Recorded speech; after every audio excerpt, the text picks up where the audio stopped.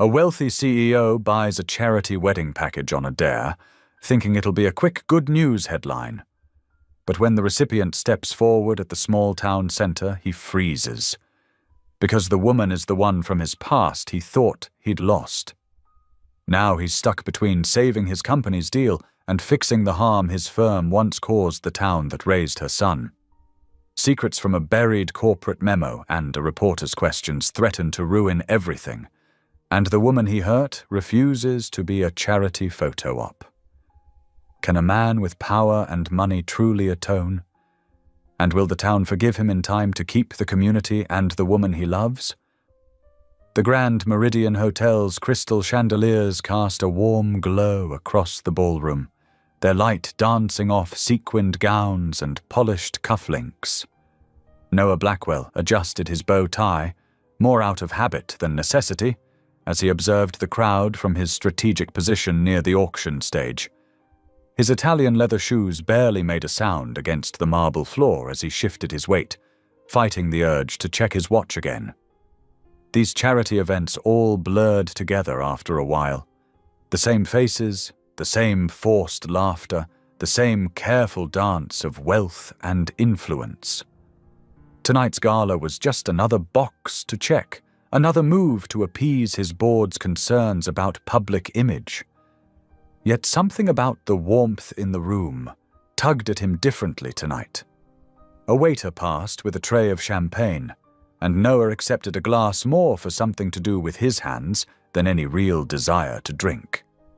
The bubbles caught the light like tiny stars as he studied the auction catalogue for the 100th time. Item number 47. He murmured to himself, running a finger down the glossy page. The dream wedding package, complete with venue, catering, flowers, and all the trimmings at the historic Rose Gardens. All proceeds to benefit the O'Connor Community Centre's youth programs. The auctioneer, a distinguished gentleman with silver hair and a voice that could charm birds from trees, took the stage. Ladies and gentlemen, if you'll please take your seats, we're about to begin our final auction item of the evening. Noah remained standing, his tall frame allowing him to see over the settling crowd. He noticed several society wives nudging their unmarried daughters, and his jaw tightened imperceptibly. At 50, he'd long since grown weary of being viewed as the city's most eligible bachelor. Our grand finale tonight is truly spectacular, the auctioneer announced, his voice carrying to every corner of the ballroom. A complete luxury wedding package at the renowned Rose Gardens, valued at over $50,000. This package includes everything needed for the perfect celebration of love, and more importantly, your generous bids will help keep the doors open at the O'Connor Community Centre, a vital resource for our city's youth. Noah's attention caught on the mention of the community centre. He'd read the briefing papers. The centre was struggling, like many such places in the wake of recent economic downturns. The name O'Connor sparked something in his memory, a niggling reminder of past decisions he'd rather forget. Shall we start the bidding at $20,000? Several paddles rose immediately. Noah watched the numbers climb, his businessman's mind automatically calculating the PR value versus the cost. 30,000, 40,000. The crowd's excitement built with each bid, camera flashes punctuating the moment like lightning in a storm. 45,000, do I hear 50? Without conscious thought, Noah's hand raised his paddle. $100,000, he stated, his voice cutting through the murmurs of the crowd. The room fell silent for a heartbeat before erupting in whispers and the rapid-fire clicks of cameras. The auctioneer's eyebrows shot up, but he recovered quickly. $100,000 from Mr. Noah Blackwell. Do I hear any other bids? He paused dramatically, scanning the room. Going once, going twice. Noah stood perfectly still, his expression neutral despite the spotlight of attention. What had possessed him to bid double the previous offer? He was single, with no wedding plans in sight. The PR boost would be substantial, yes, but this felt different, more personal somehow. Sold to Mr. Noah Blackwell for $100,000. Applause thundered through the ballroom. Camera flashes intensified, and Noah maintained his carefully composed smile while his mind raced. He'd just spent a small fortune on a wedding package he had no use for, all because… What? Because something about that community center's name wouldn't let him rest? 20 minutes later, Noah slipped away from the continuing celebrations, a small cream-colored envelope containing his auction confirmation tucked into his tuxedo jacket pocket. The envelope felt heavier than its physical weight warranted, as if it contained more than just paper, perhaps a chance at something he couldn't yet name. The hotel's marble corridors echoed with his solitary footsteps as he made his way toward the parking garage. Behind him, the sounds of the gala's after-party drifted through the halls. Laughter, music, the clink of glasses. The contrast between the warmth of the crowd and his solitary departure wasn't lost on him. The night air held an autumn crispness as Noah emerged from the hotel's side entrance, preferring to avoid the main doors where photographers might still be lingering. His driver would be waiting with the car, and then he could finally read through the details of what exactly he'd impulsively purchased. A few early fallen leaves skittered across the pavement, their rustle barely audible over the distant city sounds. Noah's hand unconsciously pressed against his jacket, feeling the envelope through the fine wool. He'd attended hundreds of charity events over the years, written countless checks for good causes, but something about tonight felt different.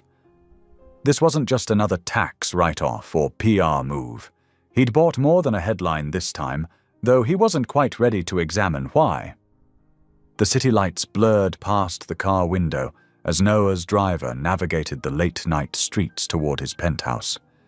He turned the cream envelope over in his hands, the auction house's gold-embossed logo catching the passing streetlights. "Home in 10 minutes, Mr. Blackwell," his driver announced. Noah nodded, breaking the envelope's seal. Inside was a glossy brochure with "The Bride Nobody Wanted" printed in elegant script across the top. His brow furrowed at the peculiar name as he began to read. The program, he learned, was the brainchild of Maeve O'Connor, director of the struggling community center.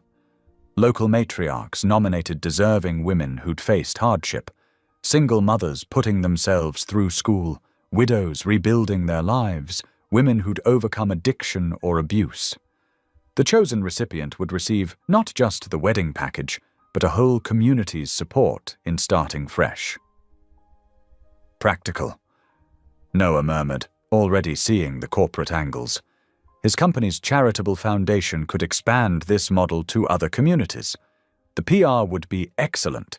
Human interest stories practically wrote themselves. But something about that phrase, "the bride nobody wanted," caught in his chest like a splinter. When they reached his building, Noah took the private elevator to the top floor. The penthouse was dark, except for the city glow through floor-to-ceiling windows. He didn't bother with the lights, knowing every inch of the space by heart. At the kitchen island, he spread out the brochure under the pendant lights, reaching for the scotch he kept in the cabinet above. The program details were straightforward enough. The wedding would be held at Rose Gardens, a historic venue in the coastal town of Milton Bay. The recipient would be announced at a town gathering next week. Press would be welcome. Of course, they'd want coverage of the $100,000 donor. Noah's gaze drifted to his office shelves, where a worn leather portfolio sat among the business awards and family photos. He hadn't opened it in years, but he knew exactly what was inside. A letter he'd never sent, written on hotel stationery 15 years ago. The scotch burned pleasantly as he crossed to the shelf, pulling down the portfolio. The leather was soft with age, the pages inside yellowed. A photograph slipped free, a much younger version of himself on a beach, arm around a woman with wild red hair. Her smile was radiant, unguarded. Behind them, Milton Bay's lighthouse stood stark against a summer sky. The memory hit like a wave. Salt air, the cry of gulls, her laugh carrying on the wind. Sarah. They'd spent that whole summer together while he was overseeing a development project. She'd shown him every hidden corner of Milton Bay, every secret beach and tucked-away cafe. He'd fallen hard and fast, thinking maybe he'd found something real amid his rise to corporate success, until the project changed, until the board demanded bigger profits, until he'd had to choose between his ambitions and the town's wishes, until Sarah had looked at him with eyes that no longer held warmth. Noah shut the portfolio with more force than necessary, returning it to its shelf. That was 15 years ago. Ancient history. He was different now, wiser, more established. The 100,000 he'd spent tonight was proof he could do real good for communities like Milton Bay. He returned to the kitchen island, pulling out his phone to text his assistant. Schedule press arrival in Milton Bay tomorrow, 9 a.m. Have car service to morning train arranged. The response came quickly. Confirmed. Car will collect you at 7 a.m. for 7:30 train. Will alert local press of your arrival to discuss the donation. It would be a controlled visit.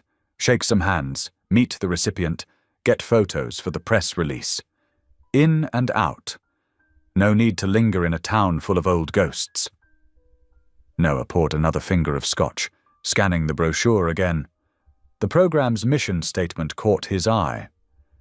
Every love story deserves a second chance. He snorted softly. The irony wasn't lost on him, a man who'd walked away from love, now funding dream weddings for others. But this was business, he told himself. Corporate responsibility. Nothing more. His phone buzzed again. His assistant had sent the next day's revised schedule. The train journey would take just over an hour. He'd meet with local press, tour the community center, attend the recipient announcement, and be back in the city for an afternoon board meeting. Simple, professional, brief. Noah glanced at his watch. Nearly 1 a.m. He needed to be up in 5 hours. Gathering the brochure and his phone, he headed toward his bedroom, leaving the scotch glass in the sink. The city stretched out below his windows, a galaxy of lights twinkling in the darkness. Somewhere out there, along the coast, Milton Bay was sleeping. Tomorrow he'd return for the first time in 15 years, telling himself it was just another business obligation. As he set his alarm, his assistant sent one final text. Local paper already running story about mystery CEO's generous bid, expecting significant turnout tomorrow. Noah put the phone face down on his nightstand. 5 hours until the train. He needed sleep, needed to be sharp for the press.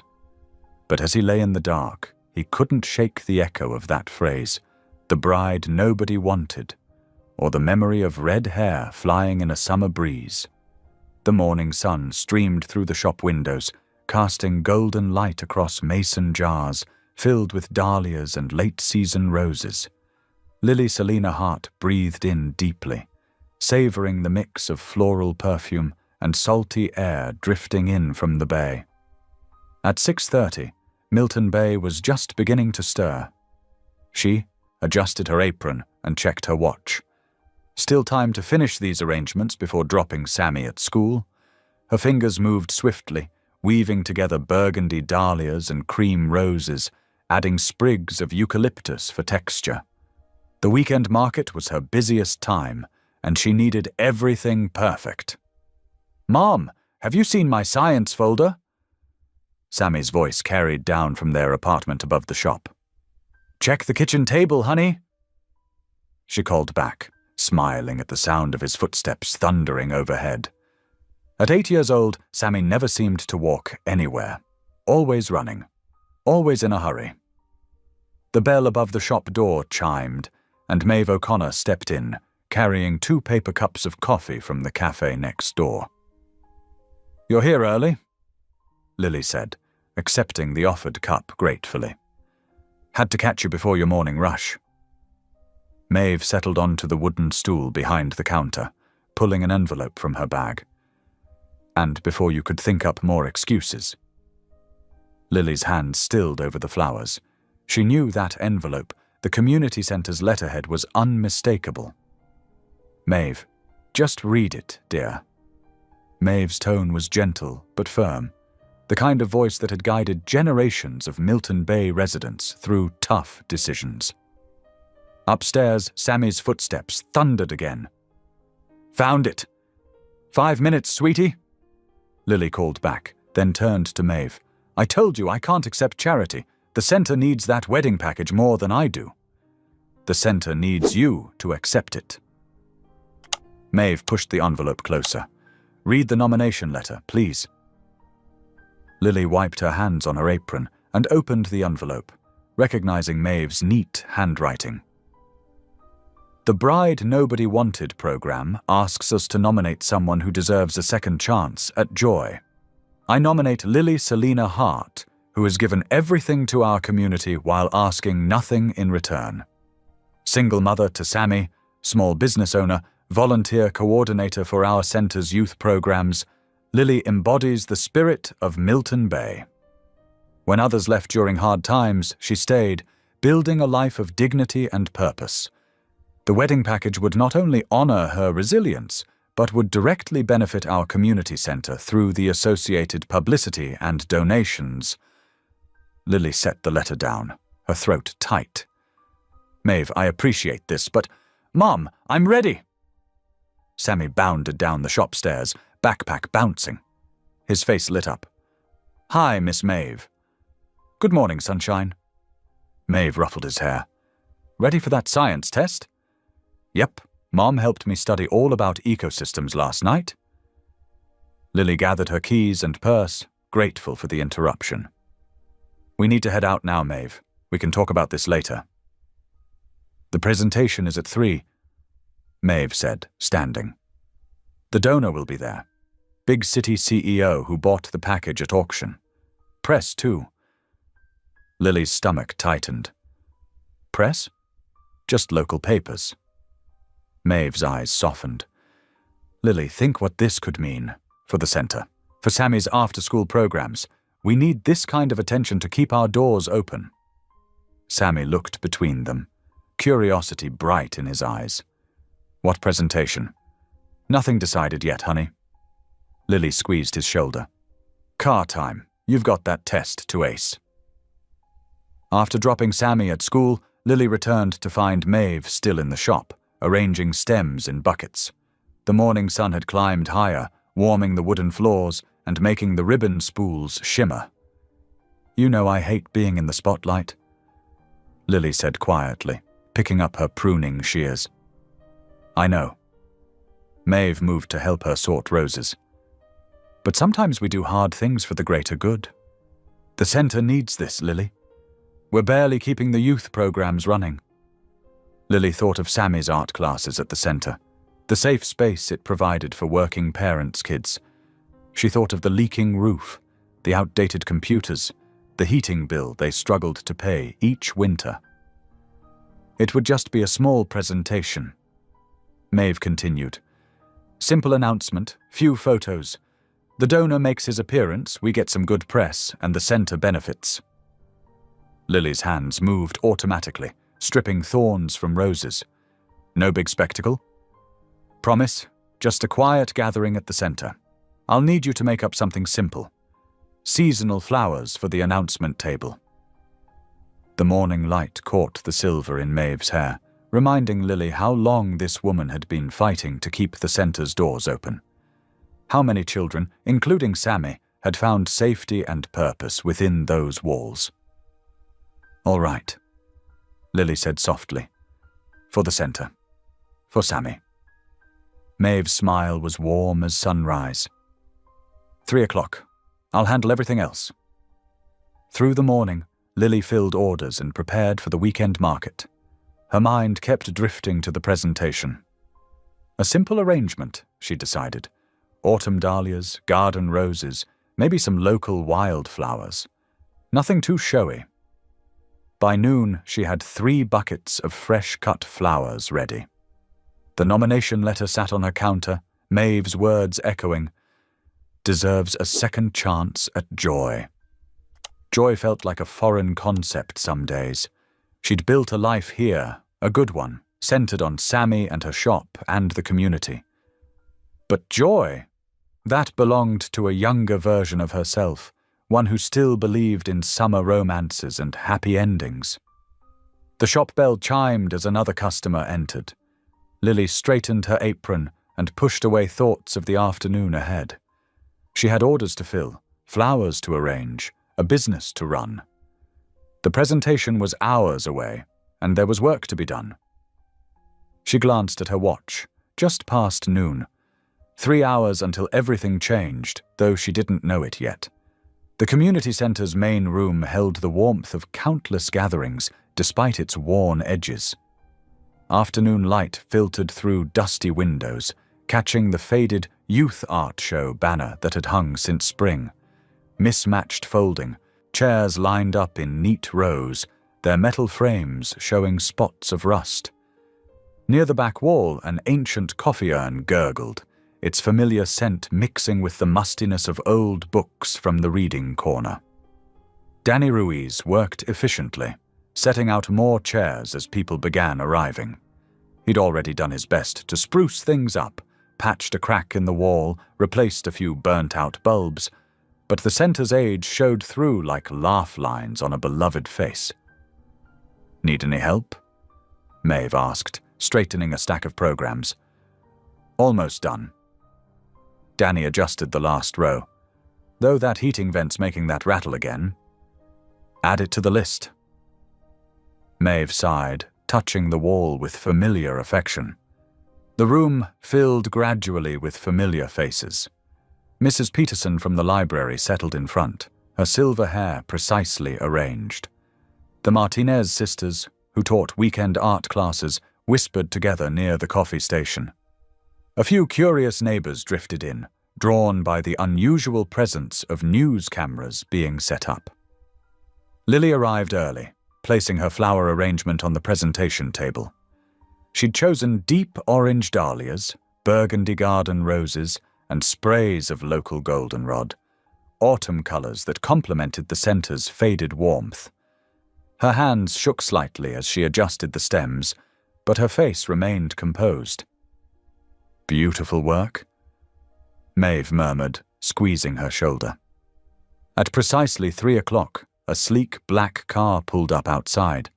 The local press, 2 photographers and a reporter from the Milton Bay Gazette, straightened their equipment.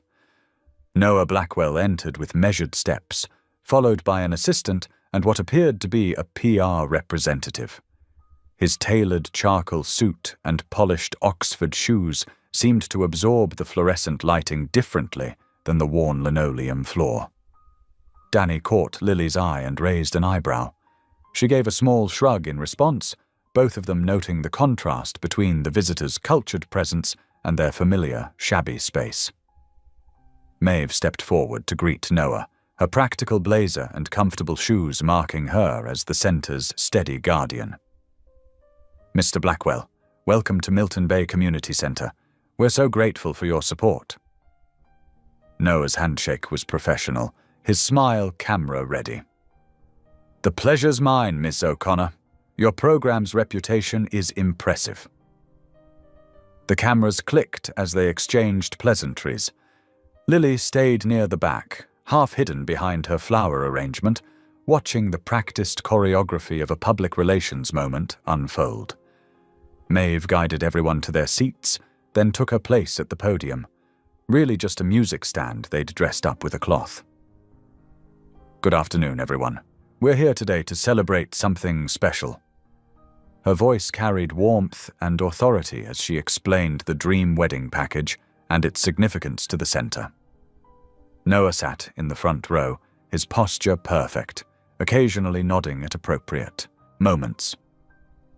"This year's recipient," Maeve continued, "is someone who exemplifies the spirit of our community. A small business owner, dedicated mother, and tireless volunteer." Lily's hands gripped her skirt under the table. She forced them to relax. "Please welcome Lily Selina Hart." The room's gentle applause felt thunderous in Lily's ears as she stood. She focused on keeping her steps steady, her chin level, as she moved to join Maeve at the podium. Noah's reaction was instant and electric. His body went rigid, the polished veneer cracking as recognition hit him like a physical blow. It wasn't just her name, it was everything about her. The graceful way she moved, the slight tilt of her head, that unconscious gesture as she tucked a wayward strand of hair behind her ear, exactly as she had that last summer evening 15 years ago. Lily felt his stare but didn't falter. She'd had years of practice maintaining composure through difficult moments.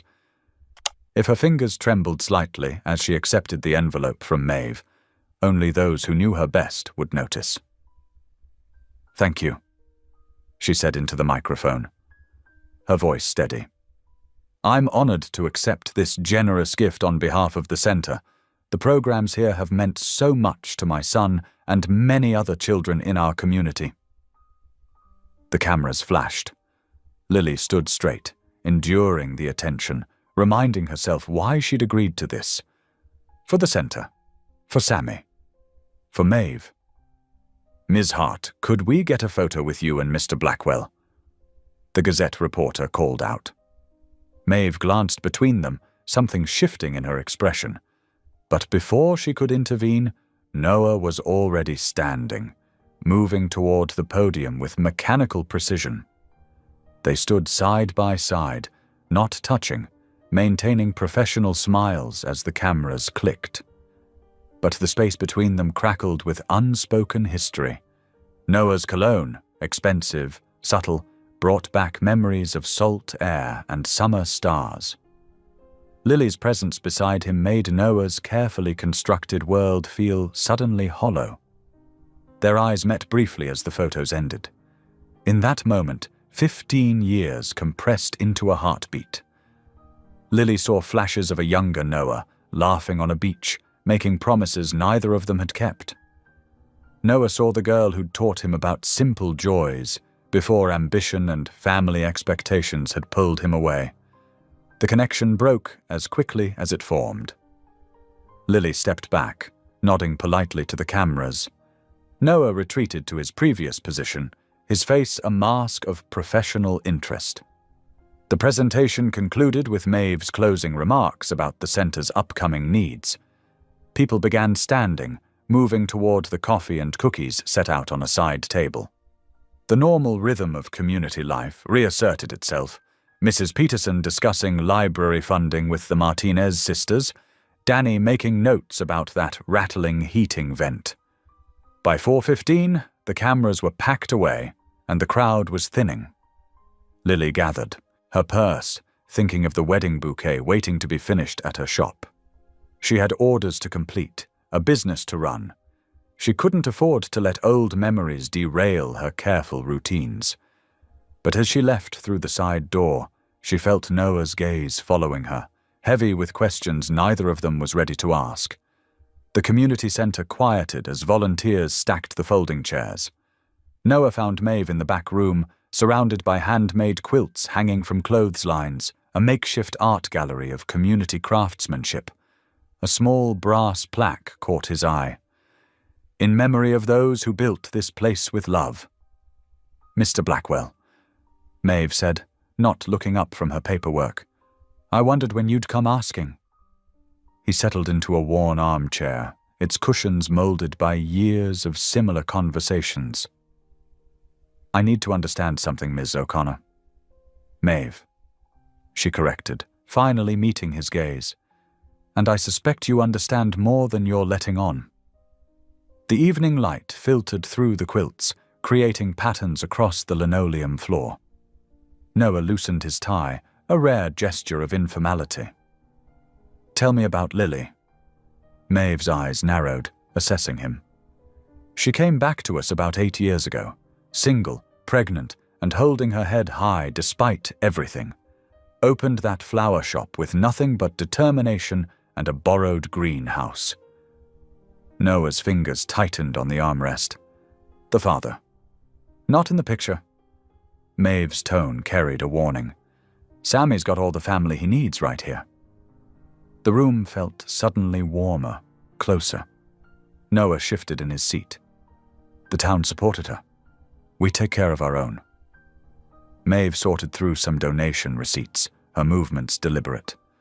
When someone's hurting, you don't just throw money at them and call it fixed. You show up. You stay. You prove they can count on you. The words landed like stones in still water.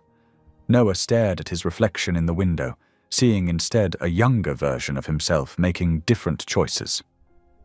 What does she need now? He asked quietly. Maeve set down her papers. What Lily needs is her dignity.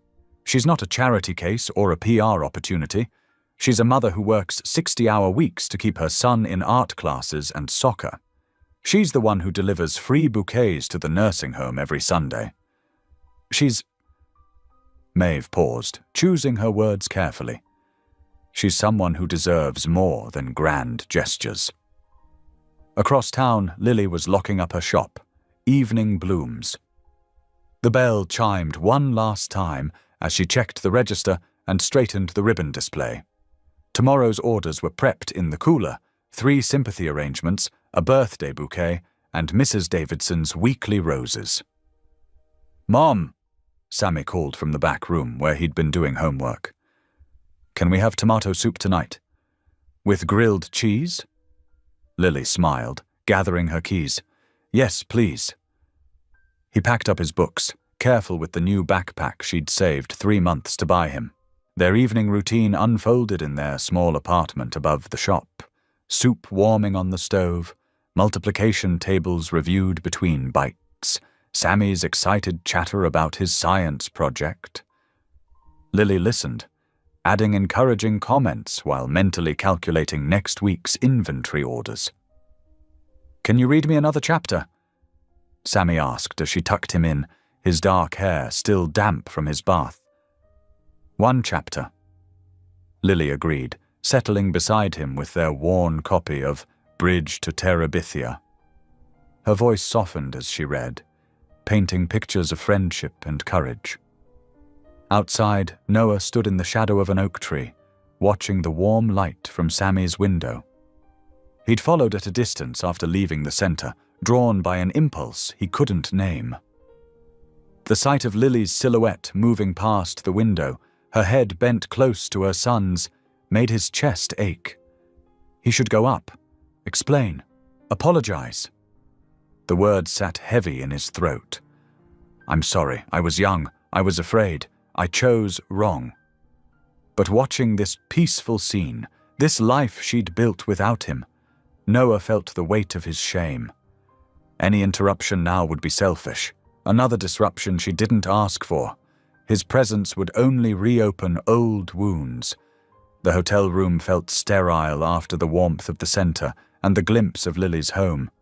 Noah loosened his tie completely, tossing it over a chair as he opened his laptop. His assistant had already sent tomorrow's revised schedule, full of video calls and board meetings. He typed quickly, 9 a.m., community center volunteer work, no press. Then he added, cancel afternoon meetings, extending stay. The cursor blinked at him like a question mark. Noah closed the laptop, moved to the window. Below, the small town was settling into evening. Porch lights coming on, dogs being walked, the last customers leaving the diner on the corner. Somewhere out there, Lily was probably finishing that bedtime story, planning tomorrow's deliveries, carrying on with the life she'd made. He pulled out his phone, scrolled to Maeve's number from the press packet. Typed, "I'll be there at 9. Put me to work." The reply came quickly. "Bring work gloves. The garden needs weeding." Noah set an early alarm, knowing sleep would be elusive. Tomorrow he'd show up, stay, prove something, though he wasn't sure yet what or to whom. The night settled around him, carrying the distant sound of waves and the scent of salt air through the open window. The same breeze that had sparked promises all those years ago. Promises that now needed more than words to make right. Noah arrived at the community center as dawn's pink light still clung to the horizon. He'd swapped his usual suit for khakis and a navy sweater, the casual clothes feeling foreign against his skin. In one hand, he clutched a paper-wrapped bouquet of simple daisies and sunflowers. In the other, he balanced 2 canvas totes filled with cleaning supplies. All new, their price tags hastily removed. The center's screen door creaked as he entered. Inside, the morning light filtered through dusty windows, catching motes that danced in the air. The smell of coffee and pine-scented cleaner mingled with the mustiness of old books. Lily stood at a folding table, sorting craft supplies into plastic bins. She wore jeans and a faded blue t-shirt with the center's logo, her hair pulled back in a practical ponytail. When she looked up, her expression remained carefully neutral. "Good morning," Noah said, his voice carrying an unfamiliar uncertainty. He set down the totes and extended the bouquet. "For the volunteers, and this—" He pulled out an envelope, thick with a donation check. "Thank you." Lily's tone was polite, but distant as she accepted both. She placed the flowers in a chipped ceramic vase, her movements precise and measured. The envelope disappeared into a drawer without being opened.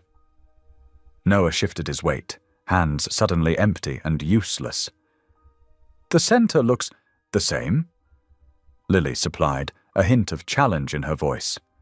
"Well loved." He finished carefully. A flicker of surprise crossed her face before she masked it. "We make do with what we have." Danny emerged from the supply closet, carrying paint cans and rollers. His worn Red Sox cap and paint-splattered jeans marked him as a regular volunteer. He gave Noah an appraising look. "So you're our CEO turned handyman for the day?" Danny's tone was light but testing. "Ever painted anything besides quarterly projections?" "I helped paint a fence once," Noah offered. The memory slipped out before he could catch it. "Down by Miller's Cove, summer of 2002. Lily cut in, her voice carrying the weight of years. "I remember. You got more paint on yourself than the fence." The moment hung between them, heavy with unspoken history. Danny cleared his throat. "Well, the bench outside needs a fresh coat. Blue paint's in the can, rollers are there. Try to keep most of it on the wood this time." He winked at Lily, who had already turned back to her craft supplies. Noah carried the supplies outside, rolling up his sleeves. The wooden bench was weathered, its paint peeling in long strips. He started scraping, the repetitive motion oddly soothing despite his awkwardness with the tool. Inside, he could hear Lily directing other volunteers, her voice warm as she explained the day's children's craft project. The scratch of his scraper provided percussion to the morning's rhythm, coffee brewing, chairs scraping, Danny's radio playing oldies from somewhere inside. The sun climbed higher as Noah worked, sweat dampening his collar. Paint flecks dotted his careful outfit, and his hands developed their first blisters. When he finally opened the paint can, the rich smell of fresh paint filled his nose. His first attempts with the roller were uneven, leaving drips and bare spots. He frowned, trying to remember the technique from that long-ago summer day. Back then, Lily had guided his hands, laughing at his city boy clumsiness. "You're pressing too hard," came her voice, unexpected and close. Noah startled, nearly dropping the roller. Lily stood in the doorway, watching him with an expression he couldn't quite read. "The roller does the work," she continued, demonstrating with a spare brush on the bench's end. "Like this. Let it glide." Noah adjusted his grip, mimicking her motion. The paint went on smoother, more even. "Thank you," he said quietly. Lily nodded, starting to turn away. Then she paused, looking at the blue smudge on his cheek. The corner of her mouth twitched, almost forming a smile. "Some things never change," she murmured, and for a moment the wall between them thinned. The morning mellowed into afternoon. Noah's muscles protested the unfamiliar work, but he kept at it, determined to finish the bench properly. Inside, he could hear children arriving for the craft session, their excited voices mixing with Lily's patient instructions. He watched through the window as she helped small hands with scissors and glue, her gentleness with them revealing a side of her he'd never known. She seemed most herself here, surrounded by construction paper hearts and glitter glue, teaching kindness through simple acts. The bench slowly transformed under Noah's careful strokes. His technique improved, though his clothes were probably ruined. Every so often, he caught Lily glancing his way, her expression thoughtful. Danny appeared with water and sandwiches around noon. "Not bad for a beginner," he admitted, inspecting Noah's work. "Though you might want to stick to your day job." "Is that an option?"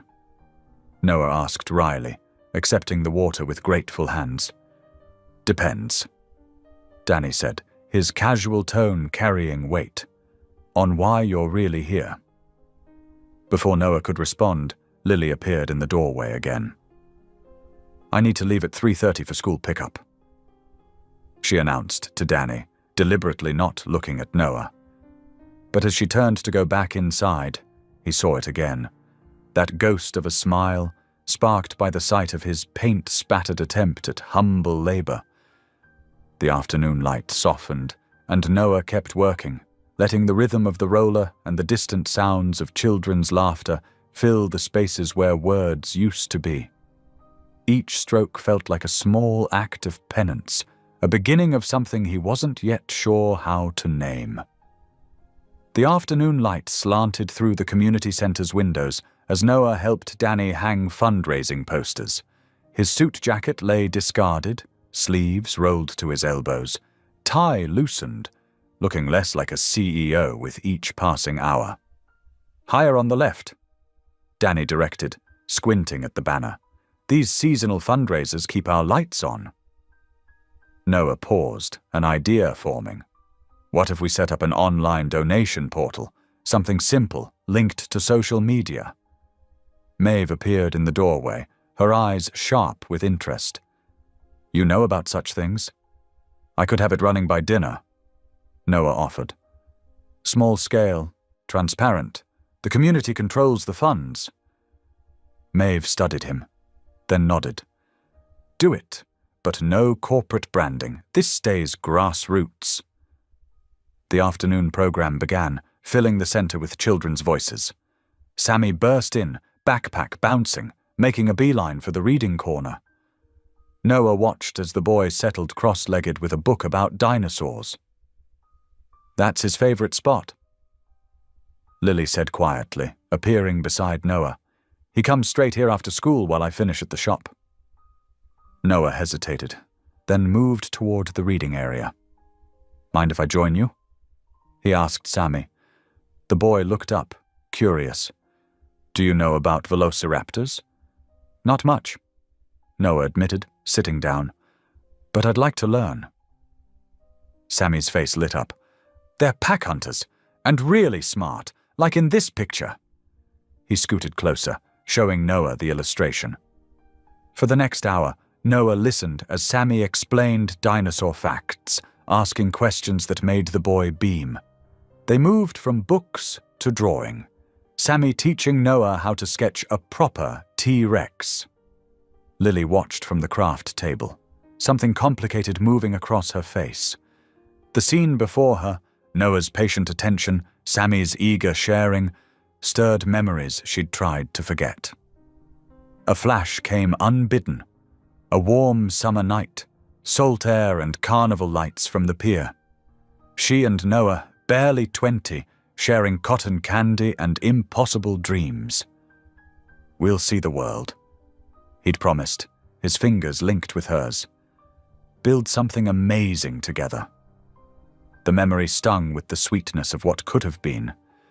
When Sammy mentioned wanting to make something for the center's table, Noah suggested flowers. They walked to Lily's shop, just closing, and she found herself letting them in.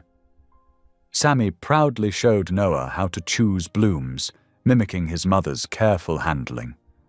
"Yellows for friendship," Sammy declared, selecting daisies. "And purples for—" "Mom, what's purple for?" "Dignity," Lily answered softly, watching Noah's gentle guidance of her son's hands as they arranged stems in a mason jar. The setting sun painted the shop in amber light when Sammy went to the back room to find ribbon. Lily turned to Noah, her voice low but steady. "Why are you really here, Noah, beyond the PR and the charity package?" Noah set down the flower he'd been holding, meeting her gaze.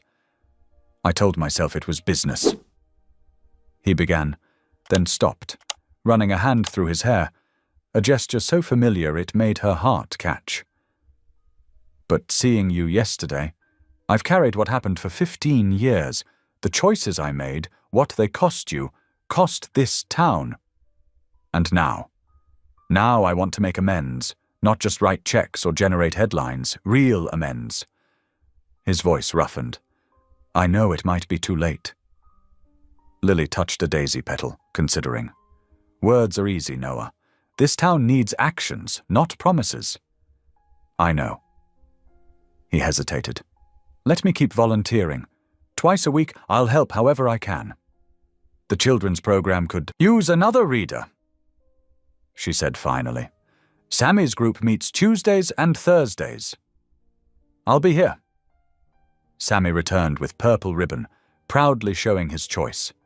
Together, they finished the bouquet, yellow for new beginnings, purple for the dignity of second chances. The simple arrangement sat between them like a bridge, fragile but real. As they locked up the shop, the evening air carried hints of autumn. Sammy chatted about next week's dinosaur project, while Noah and Lily walked slightly behind, their steps falling into an old rhythm. "He's remarkable," Noah said quietly. "You've done an amazing job with him." "He makes it easy," Lily replied. "He has a gift for seeing the good in people. Like his mother used to." The words hung in the twilight between them. Lily adjusted her bag, choosing her response carefully. "People earn trust back slowly, Noah, through small things, daily things." "I understand." He checked his watch reluctantly. "I should go, but I'll be back Tuesday." Lily nodded, her hand on Sammy's shoulder. "Tuesday. The reading program starts at 4. They watched Noah walk toward his hotel, his silhouette softening in the gathering dusk. Sammy waved until Noah turned the corner, then looked up at his mother. "He's not very good at drawing dinosaurs," the boy observed, "but he tries hard." Lily smiled, squeezing his shoulder. "Yes, he does."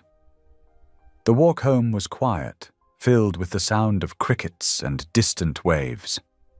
Lily thought about trust and time, about how healing sometimes comes through simple acts, hanging posters, reading stories, arranging flowers with careful hands. In her shop window, the small bouquet caught the last light, yellow and purple, friendship and dignity, a beginning told in the language of flowers. 3 days had settled into a tentative rhythm at the community center. Noah arrived promptly at 10, laptop tucked under his arm, his suit exchanged for casual slacks and a light sweater. The morning light streamed through the windows, catching dust motes as volunteers bustled about with coffee and day-old pastries. "The books are a mess," he muttered, fingers tapping through spreadsheets while Lily leaned over his shoulder. Her presence, the faint scent of roses that seemed to follow her everywhere, made it hard to focus. "We do our best," she replied, a hint of defensiveness in her tone.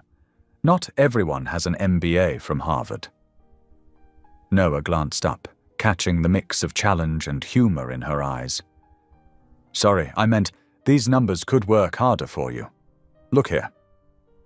He pointed to a column. With proper allocation and some matching donors, we could triple the impact. They spent the morning building a fundraising framework, their heads bent together over budget papers. The familiar cadence of their interaction, her practical insight, his strategic thinking, felt like muscle memory. A craft fair, Lily said suddenly, straightening. The town's artisans would participate, especially if we time it with the autumn festival. Noah nodded, already calculating. We could set up on the boardwalk. I know some regional vendors who'd come if we… His phone buzzed, the screen lighting up with an encrypted message from his assistant. Urgent board briefing update. Coastal development proposal requires immediate review. Parcel 247 adjacent to community center. He switched the phone face down, but not before Lily caught his expression. Everything okay? Just work, he said quickly, too quickly. Tell me more about the local vendors. They mapped out the fair logistics, booths along the boardwalk, live music from local bands, children's activities.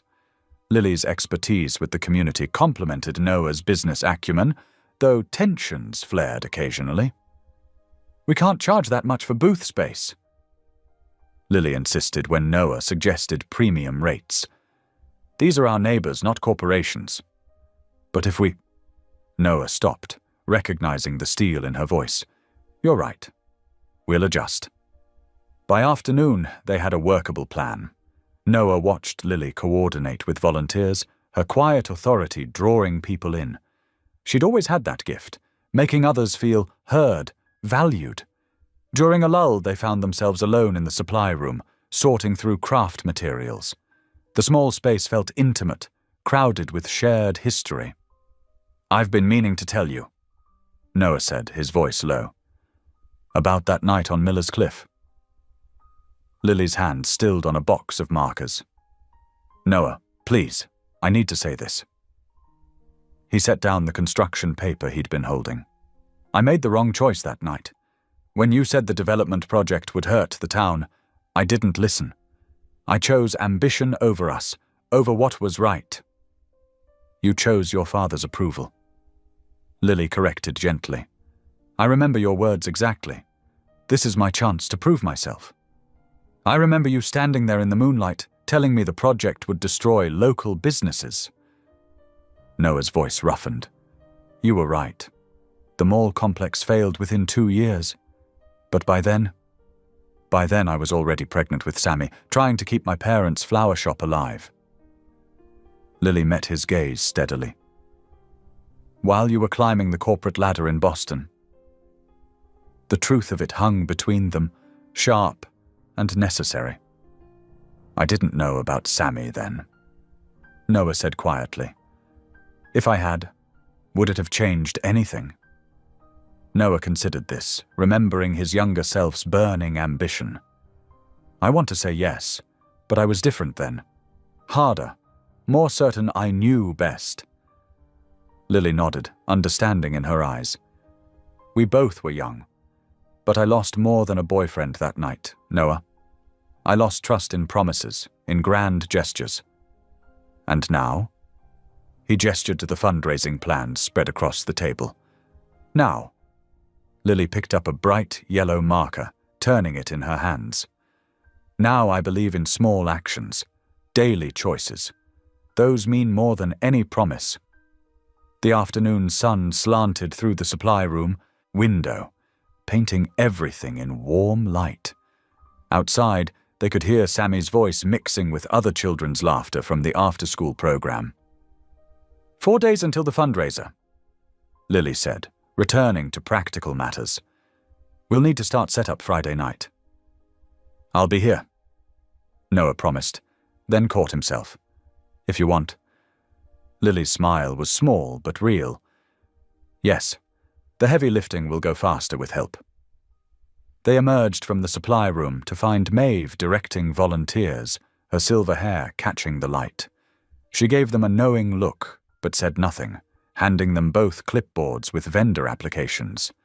As they worked through the paperwork, Noah felt the weight of his phone in his pocket, the board briefing like a stone he couldn't acknowledge. For now, he focused on Lily's neat handwriting filling the forms, on Sammy's distant laughter, on the way the community center hummed with possibility. The truce between them was fragile, built on small moments, shared coffee, quiet conversations, the careful way they navigated around old wounds.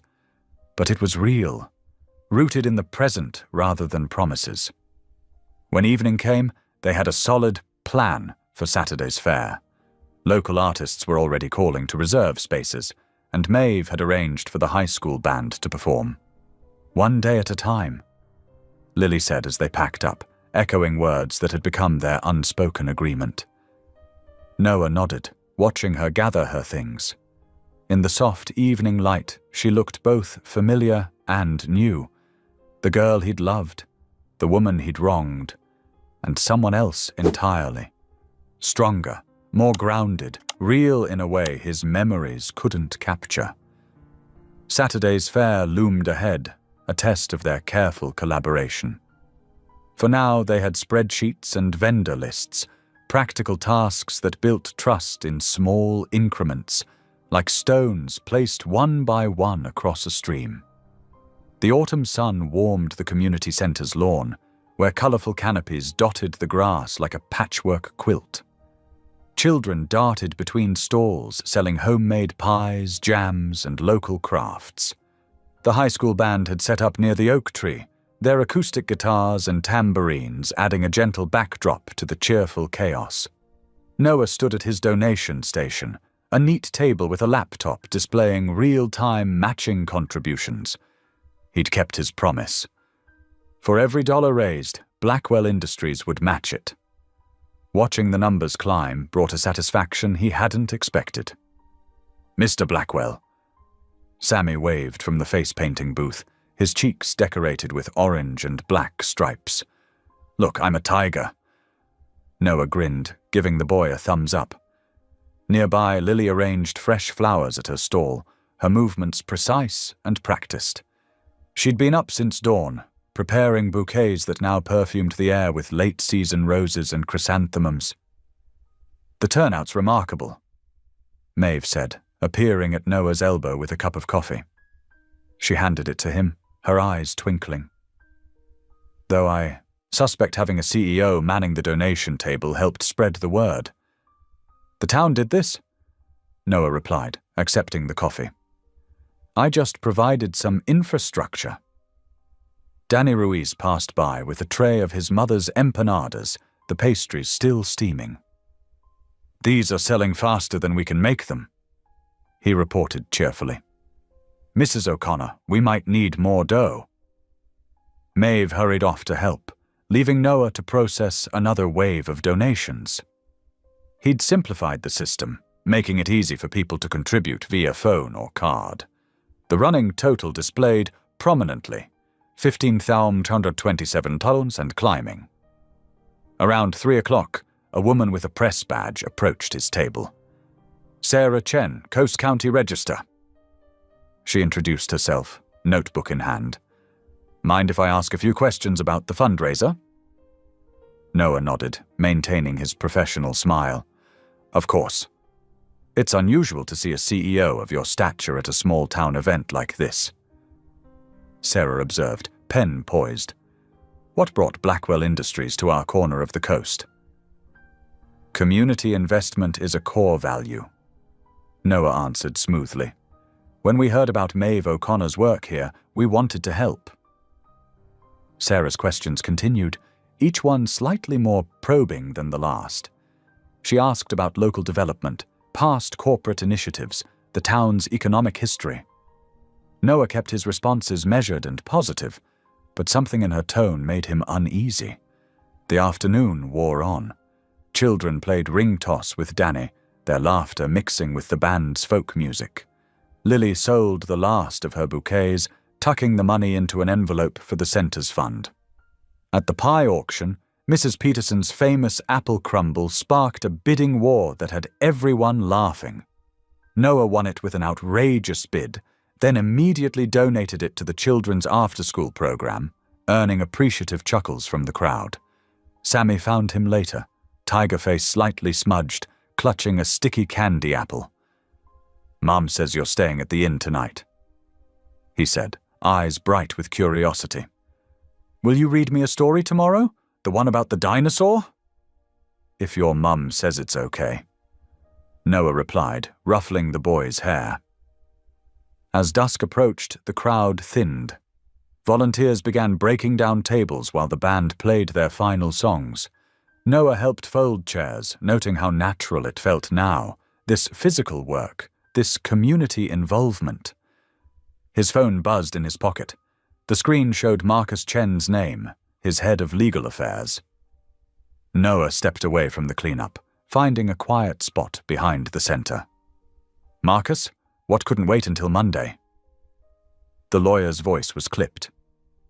"The Journal got hold of documents from Ebo 2, the Harrison Mill closure. They're asking questions about downstream effects on coastal towns." Noah's stomach clenched. He remembered that decision, one of his first as CEO, following his father's playbook. Close the unprofitable mill, redirect resources to newer facilities. Simple business logic that had felt so clean on paper. How bad? Bad enough. Reporters connecting dots between the closure and local business failures, including some flower shop that went under that same year. Noah watched Lily across the lawn, helping Sammy pack up his art supplies. The flower shop had been her parents' legacy. He'd known the mill closure would affect local businesses, but he hadn't let himself know how personal those effects would be. "I'll need the full brief," he said quietly. "Send everything to my secure email." Ending the call, Noah returned to help with cleanup. Inside the center's office, Maeve and Lily sat counting the day's receipts, their faces glowing with satisfaction. "Final total, including matches?" Lily looked up, eyes bright. $32,415. "That's incredible," Noah said, genuine joy mixing with his growing unease. "Enough for repairs and the winter heating bill," Maeve declared, plus some for the children's program. They finished counting as night fell. Volunteers drifted away with tired waves and promises to help again. Sammy had fallen asleep on a stack of folding chairs, his tiger face now thoroughly smudged. "I'll get him home," Lily said softly. "Noah, thank you for everything today." He watched her gather her sleeping son, wanting to say more but held back by the weight of what he'd learned. The old mill's shadow seemed to stretch across years, across lives, touching everything in ways he was only beginning to understand. "The inn's all ready for you," Maeve told him, locking up the center. "Meeting's at 10 tomorrow. The town council wants to discuss expansion plans for the after-school program now that we have funding." Noah nodded, helping her with the last of the cleanup. The autumn night had turned cool, stars appearing in the darkening sky. Tomorrow would bring its own challenges, but for now he let himself feel the day's success. Measured not in corporate metrics, but in children's laughter, in community spirit, in the way Lily had smiled when the final total was announced. The reporter's questions lingered like autumn leaves waiting for a storm, but that was tomorrow's concern. Tonight the town slept easier, its community center's future a little more secure, while Noah walked to the inn carrying Mrs. Peterson's second-best pie, a peace offering for tomorrow's meeting. Sunday morning sunlight streamed through Lily's kitchen windows, warming the countertops where fresh-baked muffins cooled on wire racks. The scent of cinnamon and nutmeg filled the small space as Sammy, still in his dinosaur pajamas, carefully sprinkled brown sugar over the next batch. "Like this, Mom?" he asked, tongue poking out in concentration. "Perfect, honey." Lily smiled, measuring more flour. The doorbell chimed, and Noah stood awkwardly on the porch, holding a bag of oranges. "I thought juice might be nice," he said, stepping into the kitchen's warmth. "For the volunteers." Lily nodded, directing him to the juicer. There was something oddly domestic about watching Noah Blackwell roll up his sleeves and to tackle fresh oranges, his expensive watch carefully set aside. "Mr. Noah, want to see my dinosaur book later?" Sammy asked, abandoning his sugar-sprinkling duties. "After we finish the muffins?" Noah replied, already learning the art of parental negotiation. They worked in comfortable silence, broken by Sammy's occasional commentary on proper muffin-making technique. Noah's phone buzzed several times, but he left it face down on the counter. "These actually smell amazing," Noah admitted, helping to pack the cooled muffins into containers. The peaceful morning shattered when Lily's phone lit up with a text from Maeve. "Check your email, now." The regional news website's headline hit like a punch. "Small Town Revival or Corporate Repeat. Blackwell Industries' History of Community Impact." Lily's hands shook as she scanned the article. The reporter had dug deep, connecting dots between the Harrison Mill closure and the cascade of local business failures that followed. Her parents' flower shop was mentioned by name. Noah's phone erupted with calls. He stepped onto the porch to answer one, his face tightening as he listened. Through the window, Lily watched him pace, gesturing sharply. "Sammy, honey, go get dressed," she said quietly. "We need to head to the center early." By 10:30, the town was buzzing. Neighbors gathered in small clusters on street corners, phones out, sharing the article. Maeve's text announced an emergency meeting at 11. The community center's main room filled quickly. Noah arrived last, his face drawn. He'd changed into a suit, CEO armor. Lily thought bitterly. "Is it true?" Mrs. Peterson demanded as soon as he entered. "The mill closure. That was your company?" "It's complicated," Noah began, but voices rose in protest. Maeve called for order. "We'll address this properly at 6. For now, let's focus on facts, not speculation." But the facts were damning enough. Lily read through the article again, seeing her family's story laid bare in black and white. The flower shop's closure had been a footnote in Blackwell Industries' strategic restructuring, but it had meant everything to her parents. Noah tried to catch her eye, but she avoided his gaze. Her phone showed message notifications from the reporter requesting comment on her connection to both the victim and perpetrator sides of this story.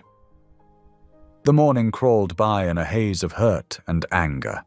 Around 2, Lily found herself alone with Noah in the center's kitchen.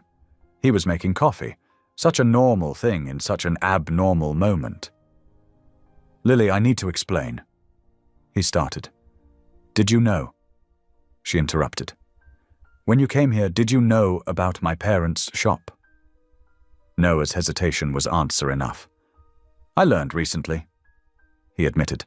"I wanted to find the right way to tell you." "The right way?" Lily's laugh was harsh. "There is no right way to say, 'Sorry, my company destroyed your family's livelihood.' It wasn't that simple. The mill was losing money." "Don't." Lily held up her hand. "Don't give me corporate speak. Not now." They stood in tense silence, coffee forgotten. "All this," Lily gestured around the center. "The volunteering, the fundraiser. Was it just damage control? Get ahead of the story." "No." Noah's voice cracked. "Lily, you have to believe—" "I don't have to believe anything." She cut him off. "You came here knowing what your company did. You played with my son, helped with homework, all while holding this secret." Through the window, they could see volunteers setting up chairs for the evening meeting. The community would gather again, this time not in celebration but in concern and anger. "I should have told you," Noah said quietly. "Yes, you should have." Lily straightened her shoulders. "The meeting's at 6. I suggest you prepare better answers than 'it's complicated.'" She left him standing in the kitchen, the smell of burnt coffee filling the air. Outside, autumn wind whipped dead leaves across the center's lawn, and dark clouds gathered on the horizon. In her shop, Lily found the old photograph she'd kept hidden in a drawer. Teenage Noah and herself on the pier, summer golden and full of dreams. She tucked it away again, under receipts and order forms, where it belonged. The afternoon stretched ahead, hours until the meeting that would determine the center's relationship with Blackwell Industries. Lily busied herself with inventory, trying not to think about Noah's face when she'd confronted him, or how Sammy would ask about dinosaur stories that wouldn't come anymore. At 3:30, Maeve stopped by with paperwork for the evening meeting. She found Lily arranging flowers with sharp, angry movements. "Sometimes," the older woman said gently, "the hardest wounds to heal are the ones that come wrapped in good intentions." Lily just nodded, focusing on the roses in her hands, their thorns pressing against her fingers as the afternoon light faded and 6 o'clock approached. At 6 o'clock sharp, fluorescent lights hummed over the community center's gymnasium. Metal chairs scraped against the floor as residents filed in, their whispers echoing off the walls. The local press huddled near the front, cameras ready. Maeve stood at the podium, her usual warmth replaced by stern authority. "Let's maintain order," she said, tapping her gavel. "We're here to discuss facts, not throw accusations." Noah sat rigid in his chair, his suit jacket a shield against hostile stares. Lily chose a seat across the room, Sammy beside her, clutching his dinosaur book. "Mr. Blackwell?" Mrs. Peterson stood first, brandishing her phone. "This article says your company's decisions led to dozens of local businesses failing. What do you have to say for yourself?" Noah rose slowly, adjusting his tie. "I understand your anger. Do you?" Someone shouted. "My brother lost everything!" Maeve's gavel cracked. "One at a time, please."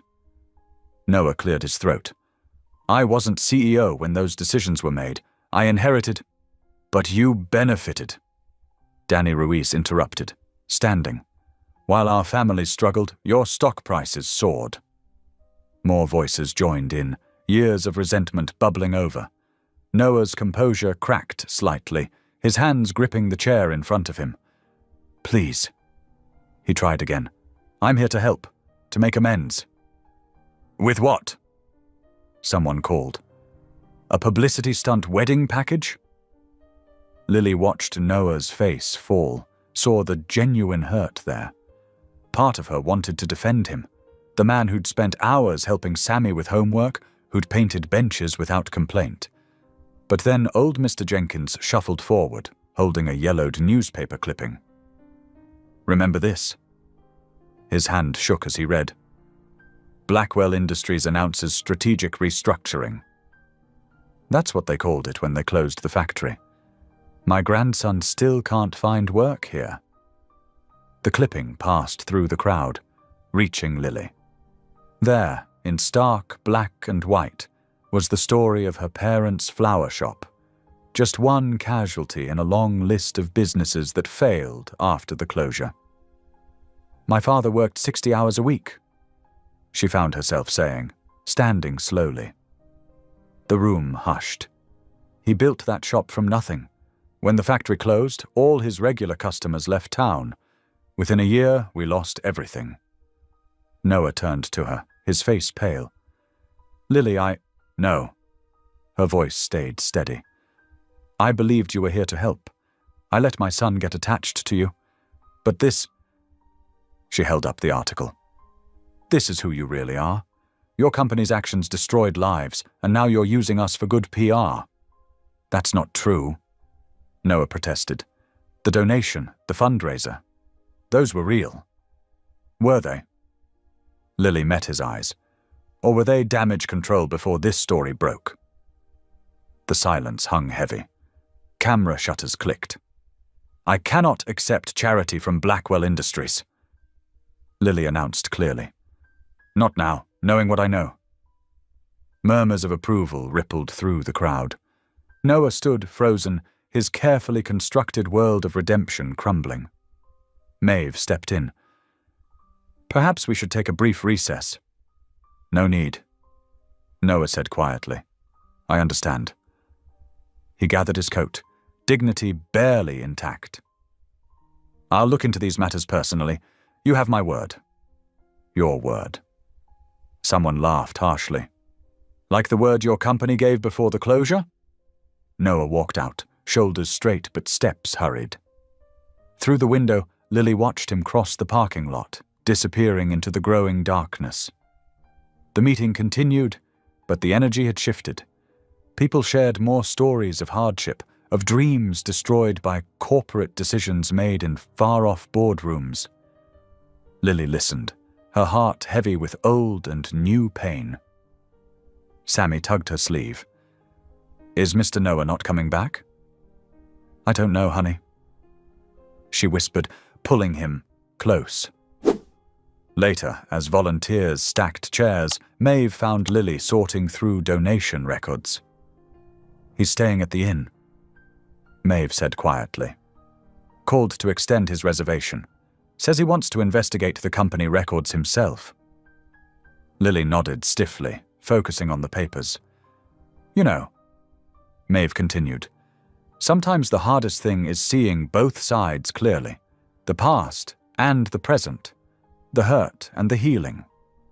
There aren't two sides to this," Lily insisted. "His company hurt people. He hid the truth." "Did he?" Maeve raised an eyebrow. "Or did he come here trying to make it right in his own clumsy way?" Lily had no answer. Outside, a car door slammed, probably Noah leaving for his late-night flight back to the city. But Maeve shook her head. "He cancelled his flight. Says he's staying until he gets to the bottom of this." The news settled uncomfortably in Lily's chest. She thought of Noah's face when she'd rejected him publicly, the mixture of shame and determination in his eyes.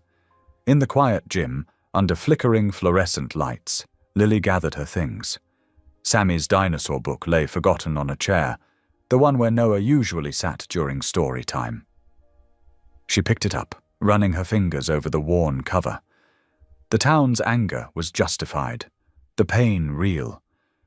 But as she walked home through the autumn night, Lily couldn't shake the memory of Noah's gentle patience with Sammy, his genuine effort to help the center, the way he'd looked at her when he thought she wasn't watching, like he was trying to bridge an impossible gap.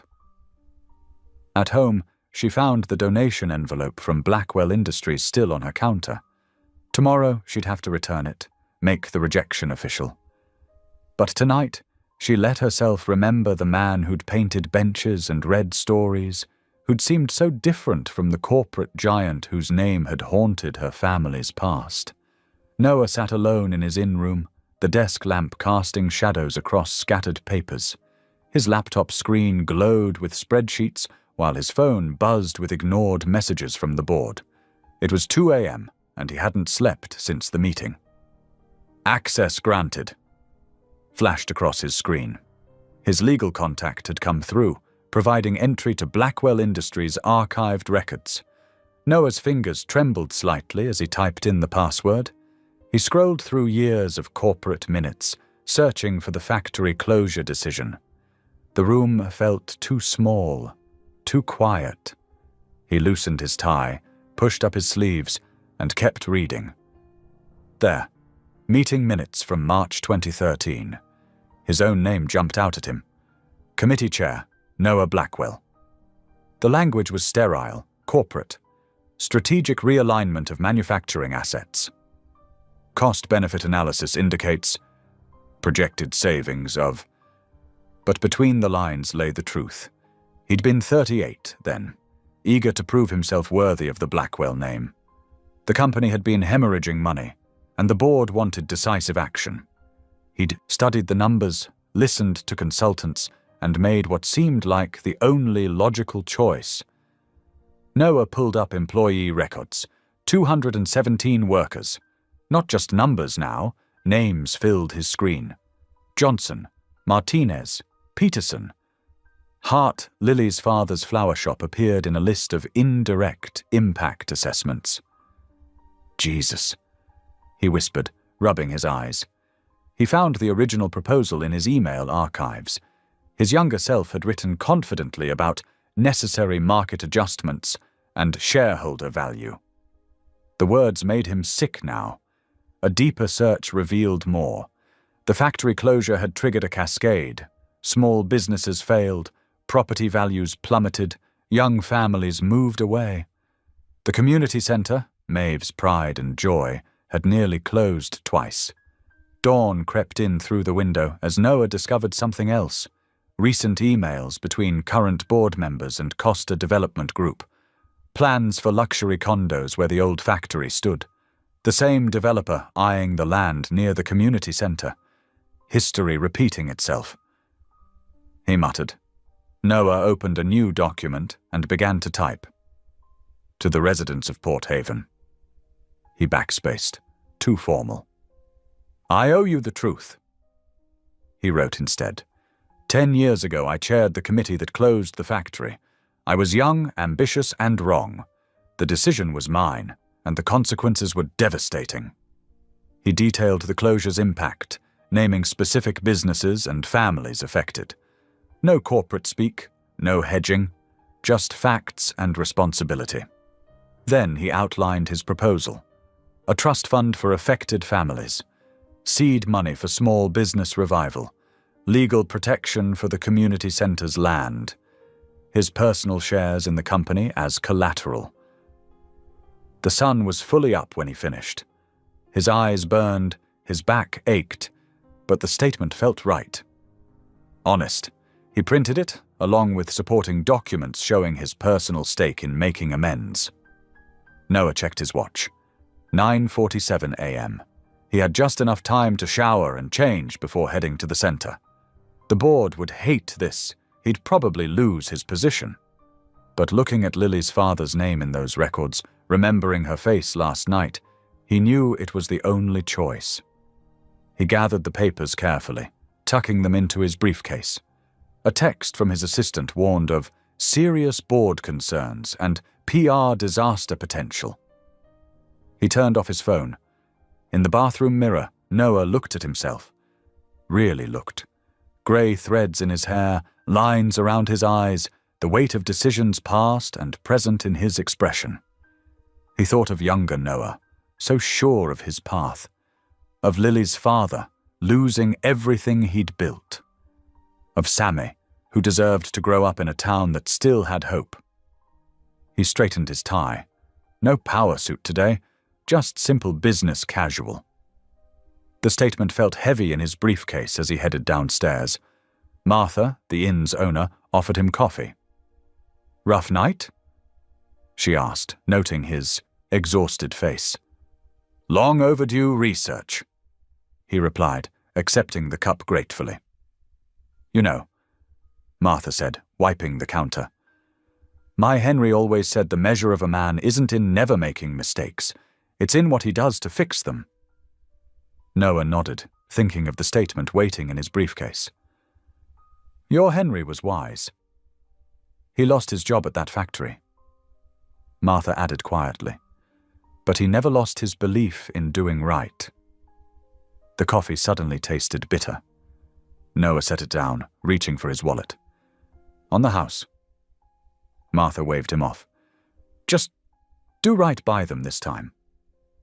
Noah stepped out into the late morning sun.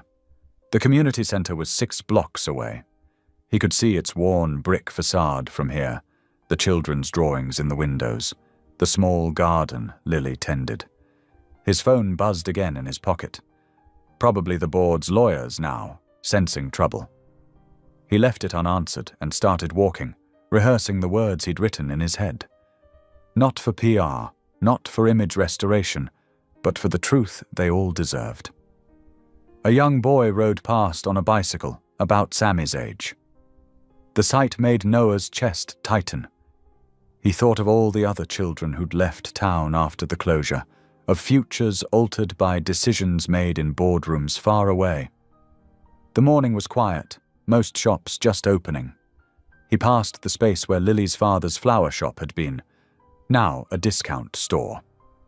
Through the window, he could see dusty artificial flowers, a pale imitation of Lily's vibrant arrangements. Noah checked his watch again. 11:15 a.m. 45 minutes until he'd face the town again. The statement felt like it was burning a hole in his briefcase. But for the first time since the scandal broke, he felt steady, clear. The truth wasn't pretty, but it was a start. He'd own his part in their pain, and then, if they'd let him, he'd help write a different ending to this story. The quilts cast soft shadows on the community center's back room walls. Noah shifted in the wooden chair, aware of every creak in the floorboards as Lily settled across from him. Morning light filtered through dusty windows, catching dust motes in its beam. "You wanted to talk," Lily said quietly. Her fingers traced the edge of the worn table between them. Noah nodded, opening his briefcase. The papers inside were creased from his constant reviewing. "I spent all night going through records," he began, his voice hoarse from lack of sleep. "I found everything." The coffee pot burbled in the distance, its familiar scent mixing with the musty sweetness of old books lining the shelves. A child's laughter echoed from somewhere in the building, then faded.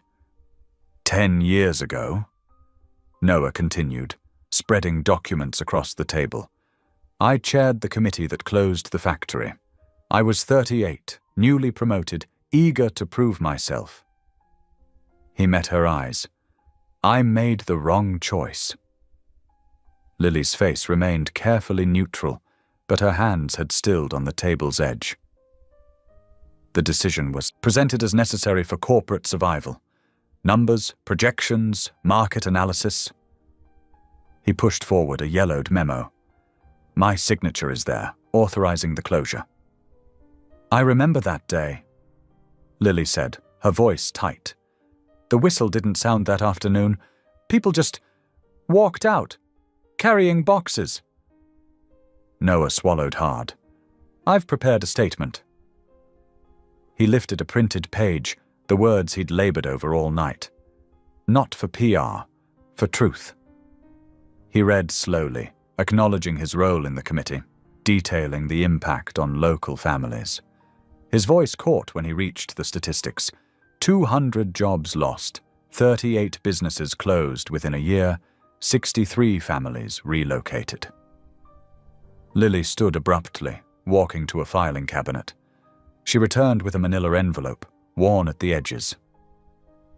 "While you were counting numbers," she said, pulling out papers, "this was happening." She laid them out one by one. An eviction notice, the paper thin from folding and refolding. A scholarship application for Sammy, the financial need section filled with careful detail. A photograph of her mother, grey-haired and determined, holding a protest sign outside the factory gates. "Mom died 6 months after the closure," Lily said. "The stress, the doctors said." Her fingers trembled on the photograph. Dad held on 3 more years, trying to keep the flower shop open, but without the factory workers' orders. Noah reached for the eviction notice, reading the date. "You were 24. With a 2-year-old. Lily's laugh held no humor. "Do you know what it's like, explaining to a toddler why you're moving to a smaller apartment? Why Grandpa's flowers are in dumpsters?" Noah pushed his statement aside, laying out new documents. "I can't undo what happened, but I can try to make it right." He outlined his proposal. A trust fund for affected families, 5 million initial investment, legal protection for the center's land, ironclad covenants, job training programs, small business revival grants. More corporate promises. Lily's voice was sharp. "My personal guarantee." Noah produced stock certificates, property deeds. "Everything I own as collateral. I'll step down as CEO if that's what it takes." Lily stared at the papers, then at him. A tear slipped down her cheek. She brushed it away angrily. "Why now?" "Because I see now what I couldn't then. The human cost behind corporate decisions. He gestured to Sammy's scholarship form. Because that little boy deserves better than cleaning up our generation's mistakes. The silence stretched between them, broken only by distant voices and the hum of the ancient heating system. What do you want from me? Lily finally asked. Nothing. This isn't conditional. The offer stands regardless of... He paused. Regardless of us. The town deserves restitution. Lily gathered her documents slowly, handling her mother's photograph with special care. I need to talk to Maeve, she said. The community needs to decide, together. Noah nodded. The town meeting's at 7. I'll present everything then. I won't be your PR story, Lily warned. No photos of the grateful recipient forgiving the corporate titan. That's not what this is about, isn't it? She stood, straightening her sweater. You show up at a charity gala, buy a wedding package, discover it's me, and suddenly you're full of remorse. The remorse was always there. Noah said quietly. I just didn't know where to start making amends. Lily paused at the door, her hand on the frame. Start with the truth, she said. No corporate speak, no PR spin, just the truth. That's what tonight's about. She nodded once, then left. The door closed softly behind her, leaving Noah alone with his documents and the watching quilts. He gathered the papers slowly, organizing them for the evening's presentation. His phone buzzed, another message from the board, no doubt. He ignored it. Through the window, he could see Lily crossing the playground to the center's main building. She stopped to help a small girl on the swings, pushing gently. The child's laughter carried faintly through the glass. Noah thought of other children who should have been on those swings, the ones who'd left town, following parents to new jobs, new lives.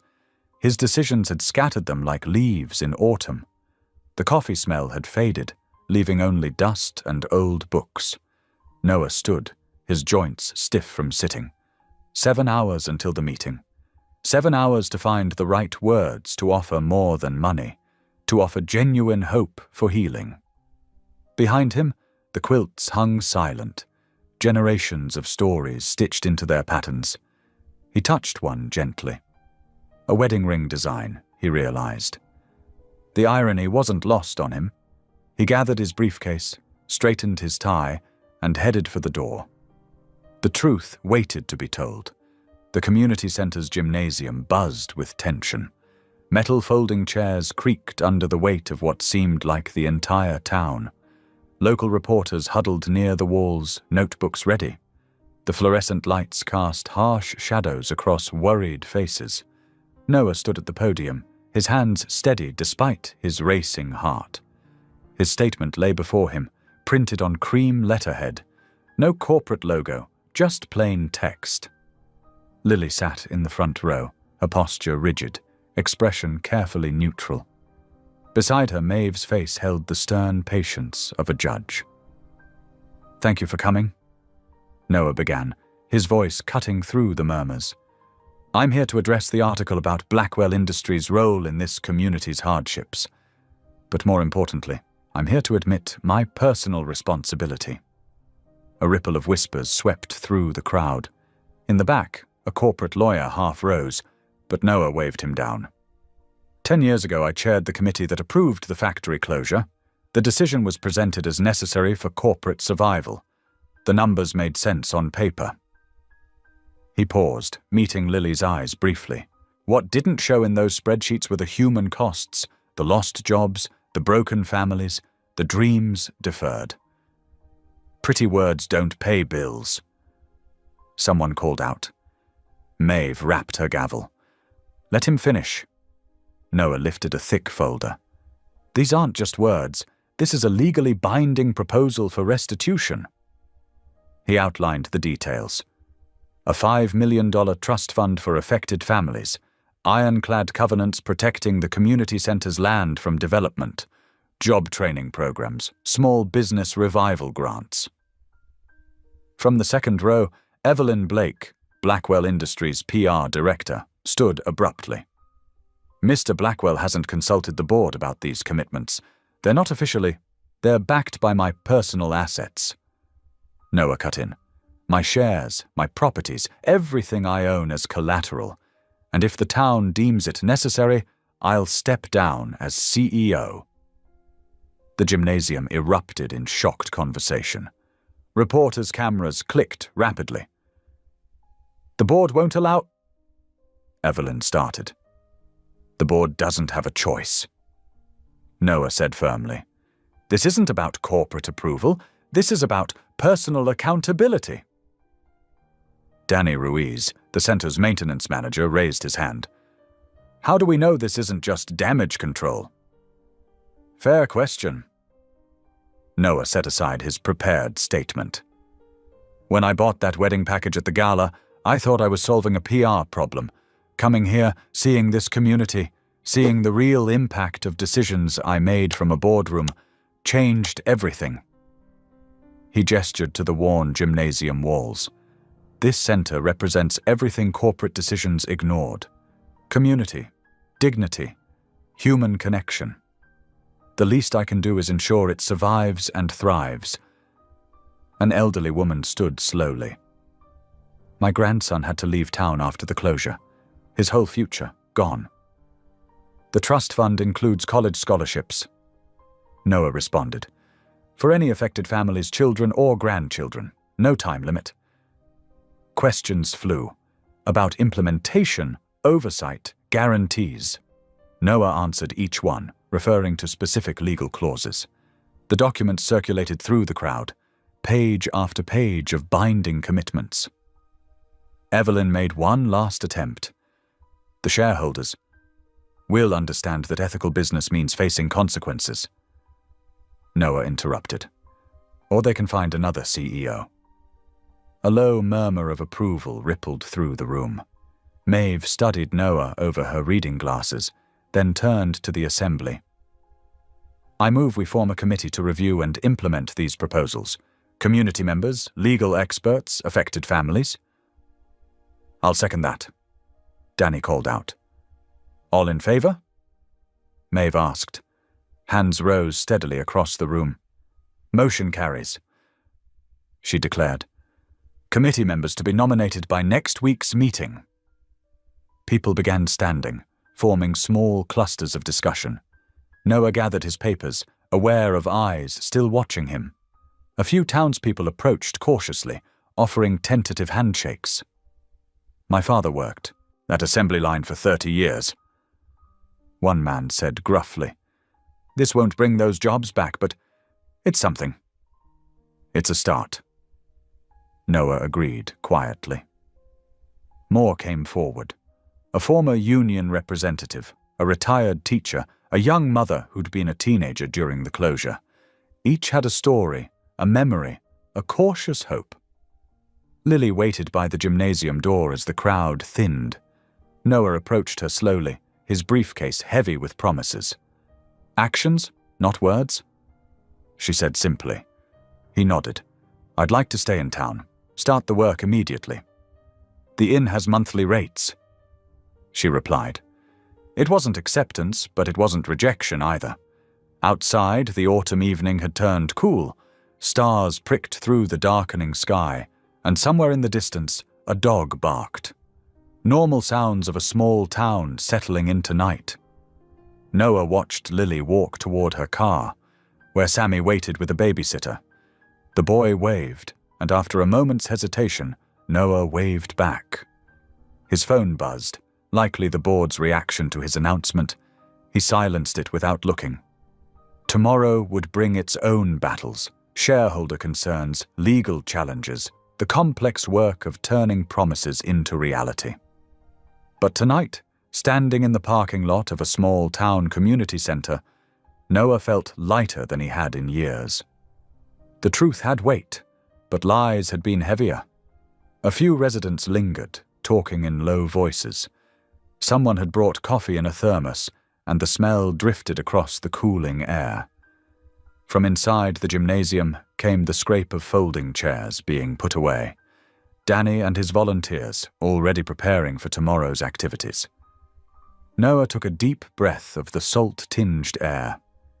The work ahead would be hard, but for the first time in a decade, it felt like the right kind of hard. Not the artificial difficulty of corporate maneuvering, but the honest challenge of making amends. He turned toward the inn, his footsteps echoing on the quiet street. Behind him, the community center's lights glowed warm against the gathering dark, a beacon of what could be preserved, what could be rebuilt, one careful step at a time. 2 weeks passed like water flowing over stones, steady, persistent, changing the landscape in small but significant ways. Noah established the trust fund within 3 days, working late into the night with lawyers to ensure ironclad protections. $5 million placed in community control, with clear guidelines for educational scholarships and small business grants. The paperwork filled an entire table at the center, and Maeve scrutinized every page before signing. "This isn't charity," Noah explained to the oversight committee. "It's restoration." Danny supervised Noah's attempts at physical labor with a mix of amusement and growing respect. "Hold the trowel like this," he demonstrated, showing Noah how to repair crumbling mortar. "Steady pressure, not too much water." Noah's first attempts were messy, but he stayed until his hands blistered. When Danny offered him work gloves, their eyes met in understanding. "Tomorrow we'll tackle the west wall," Danny said. The apprenticeship program took shape through meetings with local trade schools. Noah insisted on practical skills, electrical work, plumbing, sustainable construction. "Jobs that can't be outsourced," he explained to Lily over coffee one morning. "Jobs that build community." Sammy's school play, The Wizard of Oz, brought unexpected joy. Noah sat in the back row, watching the third grader perform as the Cowardly Lion. When Sammy spotted him afterward, the boy ran over with his costume mane askew. "Did you see when I got my courage?" Sammy asked excitedly. "You were the bravest lion I've ever seen," Noah replied, and meant it. Domestic moments accumulated like shells on a beach. Noah fixed the center's ancient sink, while Lily made peppermint tea. Their conversations stayed practical, budgets, schedules, community needs, but sometimes old memories slipped through. "Remember that summer carnival?" Lily asked once, passing him a wrench. "When the Ferris wheel stuck?" 2 hours at the top. Noah smiled. "Best view in town. Until the storm came," she added, and they both laughed. Late at night, Noah wrote letters he never sent. They filled a drawer in his inn room. Confessions, apologies, memories of young love and foolish choices. Instead of mailing them, he channeled that energy into action. Each morning brought new tasks, reviewing construction permits, coordinating volunteers, learning the names of every regular at the center. The old pier became his thinking spot. One evening, as sunset painted the water gold, he found the postcard he'd bought 15 years ago but never mailed. The image showed the town in summer glory. The lighthouse, the busy harbor, children playing on the beach. On the back, his younger self had written, "I made the wrong choice. I'm sorry, I never stopped loving you." He left it on Lily's desk at the center, tucked under a stack of funding proposals. That afternoon, he saw her reading it in the garden, tears falling quietly.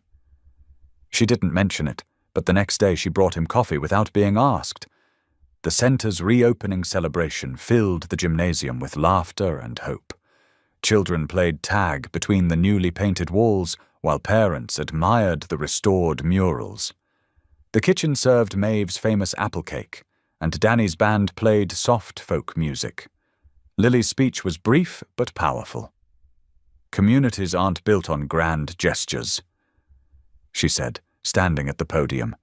"They're built on daily choices, on showing up, on doing the hard work even when no one's watching. This center stands because people chose to stay, to help, to believe in second chances. She didn't look at Noah directly, but her words found him anyway. Throughout the 2 weeks, Sammy became a constant presence, shadowing Noah during repairs, asking endless questions about tools and techniques. Lily watched these interactions carefully, her protective instincts warring with the evidence of Noah's gentle patience. "Why did you leave before?" Sammy asked one day, helping Noah sort nails. Noah paused, choosing his words carefully.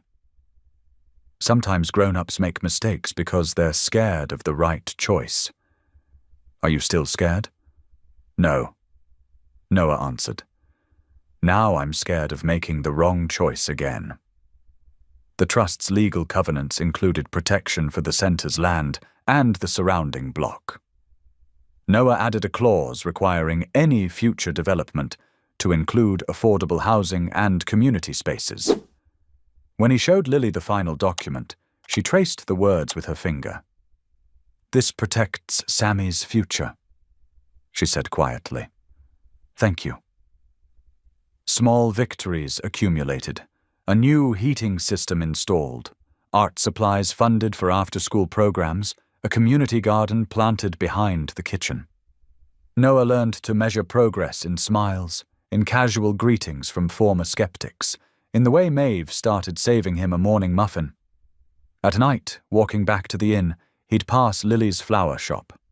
Sometimes the lights would be on late, and he'd see her arranging bouquets, Sammy doing homework at the counter. The scene tugged at his heart, not just with romantic longing, but with appreciation for the life she'd built, the strength she'd shown. The celebration ended with Sammy falling asleep on a stack of folding chairs, his lion costume still partially on. Noah helped Lily carry him to her car, careful not to wake him. "You're doing good work," she said, closing the car door softly. "I'm trying," Noah replied. "I know." She hesitated, then added, "That's what matters." The next 3 days would bring more work, more challenges, more small steps toward redemption. But standing in the parking lot, watching Lily drive away with their sleeping son, though she hadn't told him yet, Noah felt the first real stirrings of hope. Not for quick forgiveness or easy solutions, but for the chance to rebuild something genuine, one day at a time. The late afternoon sun cast long shadows across the beach. Noah stood at the shoreline, hands in his pockets, watching gulls dive into the surf. Behind him, the old lighthouse stood sentinel, its white paint weathered by decades of salt spray. This was where they'd made promises 15 years ago, young, fearless, and certain about forever. Lily approached, her footsteps quiet in the sand. She wore a simple sweater against the autumn chill, her hair loose in the breeze. They stood side by side, watching the waves. "I remember everything about that summer," Noah said softly. "The carnival, the storm, the promises we made right here." "We were different people then," Lily replied, wrapping her arms around herself. "I was afraid," Noah admitted, turning to face her. "Not just then. These past weeks, too. Afraid of failing again, of hurting you and Sammy, of not being enough." A seagull landed nearby, pecking at the sand. Lily watched it, giving herself time to respond. "Fear isn't an excuse." "No," Noah agreed. "It's an explanation, not a justification. I let ambition blind me. When the board pressured me to leave last week, I realized what mattered. Not the stock price or the headlines, but this town, this community. You and Sammy." The wind carried the scent of salt and seaweed. Somewhere down the beach, children laughed, their voices carried on the breeze. "Forgiveness isn't simple," Lily said. "It's not just about grand gestures or legal documents, it's daily work."